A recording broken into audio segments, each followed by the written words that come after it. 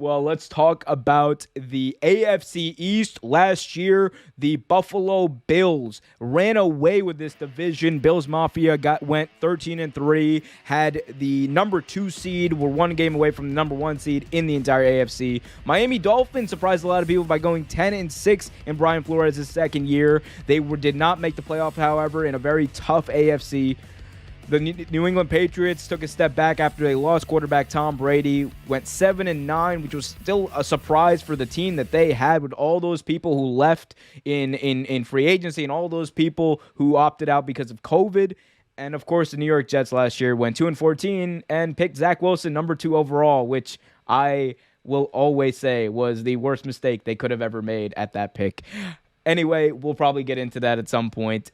Ben, what do you think about the AFC East? What's your landscape view of the AFC East right now? I mean, I hate to sound like a dumb talking head, but it's about the quarterbacks. It's all about the quarterbacks. There's just so many unknowns right now.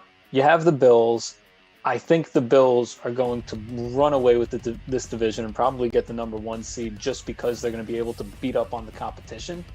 Because you have 2 rookie quarterbacks, and then Tua, who knows what Tua is going to be. So just based off that, I've got the Bills at 14-2 and 1. But then after that, I feel like it's kind of like a toss up. I mean, I think Miami's the second best team in this division just because they were last year.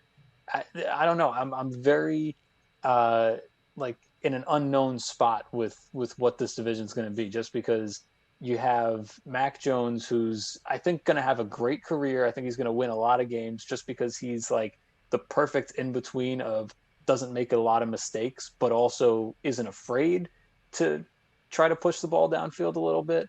But I mean, as a rookie learning a system, especially surrounded by guys who aren't, superstars, it's going to be a pretty average season for the Patriots. But I think there's going to be a way for them to look at it and be like, all right, next year we're going to be competing for the division again.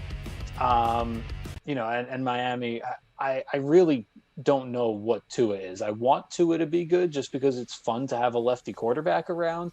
But I mean, last year, everybody was doing the thing where it's like, Tua should be the first overall pick. And then he had the hip thing. And then, it's like, all right, but he's a smart guy. He'll be able to figure out the offense and he can read defenses. And, I was sitting there, I was like, I feel like he's been kind of a one read guy his entire career in college. And he gets to the NFL and he's still sticking with that one read. So I mean, he still has to like grow up a little bit and be able to hold on to the ball for a little bit longer and know that somebody's not going to be open all the time on that first read, and you have to go through your progressions. But I mean, Miami's defense is really good. So I think just based off that, if Tua is able to string a couple good games together, the defense will be able to pick them up, and I think they can pull 10 wins out of that.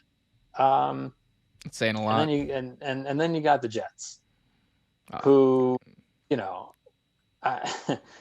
Zach Wilson is not a very smart quarterback. He's a very fun quarterback. I don't know how smart he is.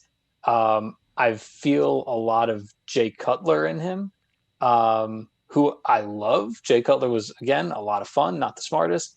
I think they'll bang out a couple good years here and there with Zach Wilson. But this year, I mean, it's just going to be growing pains. And you just got to expect that because, they were horrible last year. So it just expect not a great year, but there's going to be flashes. He's going to make some throws, and the defense is still garbage. They're going to give up a lot of points this year. So that's my Jets take. Finishing, I would go 6-10-1 on them.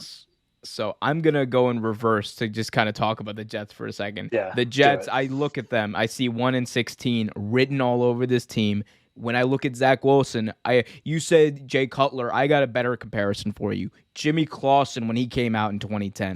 That's what I see out of this guy. And that is look, Jimmy Clausen had a lot of potential. Zach Wilson has a lot of potential, but he is in the worst possible situation to try to take advantage of his potential. Like the New York Jets, this is an organization, Ben, that knows how to really, produce and develop quarterbacks. This is an organization that knows how to ruin some quarterbacks. This is an organization that, every now and then they have a great defense. I don't see that this year. They're arguably their best piece on defense. C.J. Mosley has not played football in 2 years, so there's questions about that. They released one of their best defensive linemen this week. This is a team that it's just not good. They don't have the talent to keep up, not only in this division, but I think in a lot of games. I think this is one of the weaker overall rosters, one of the more inexperienced young rosters we've seen. This is what the Jets this year are what people thought Miami was like 2 years ago. Remember when everyone was like, oh, Miami's going to go 0-16, Brian Flores going to get fired, all that crap. Like, this is what people thought Miami was, are what the Jets are. 1-16 for the Jets. You got something? But you're saying that right now, and what did the Dolphins do that year? They had a head coach that the guys wanted to play for. I think the guys are going to like to play for Robert Saleh, and I think that's going to go. There's that intangible of you have somebody leave the locker room, bringing in fresh blood, who people want to play for and want to win for. So as bad as that roster is, I still think that the Patriots are a little weird, and the Dolphins, who knows what they're going to do. So you have those in-division games that you can win, and then there's some games out of division that I feel like they can pull off just because Zach Wilson's got a cannon, hose, whatever you want to call it. But, he's got a very good arm, and I think he's probably just going to win some games just off arm talent alone. But going off of that, honestly, like you said, it's all about the quarterback. And at the end of the day, what that Miami team had, they had Ryan Fitzpatrick that was able to come in and win some games for them. I don't see that in Zach Wilson. I don't see the same intangibles in him. I don't see the same ability in him as far as being able to read defense, as far as being able to stay upright behind that terrible offensive line. There's a lot of problems with this team. And I think it's going to be a tough year is what I'm trying to say for the New York Jets. They're going to be last in this division. It's going to be very obvious that they're the worst team. The Patriots, I got them going 9-8. I think Bill Belichick, I trust Bill. I trust Bill when he released Cam. I trust Bill when he does anything. I think he saw the writing on the wall. He probably sees something in Mac Jones that we don't see. And if that's the case, Bill Belichick knows better than I do. And he knows how to get the most out of his players. 9-8 for them. They went 7-9 with, I don't know what that offense was last year, but they went 7-9 with it. Why can't they go 9-8 with whatever they got this year? I think Miami's going to take a step back. And I think 8-9 for them. And the reason I say that is because there are questions. There are legitimate questions about not only Tua Tagovailoa's ability to read defenses now, but I think also his ability to his ball placement. One thing we saw last year, one of the bigger problems was there were a lot of times where he would just throw some stinkers. You did not, you just saw him throwing. You're like, what was that?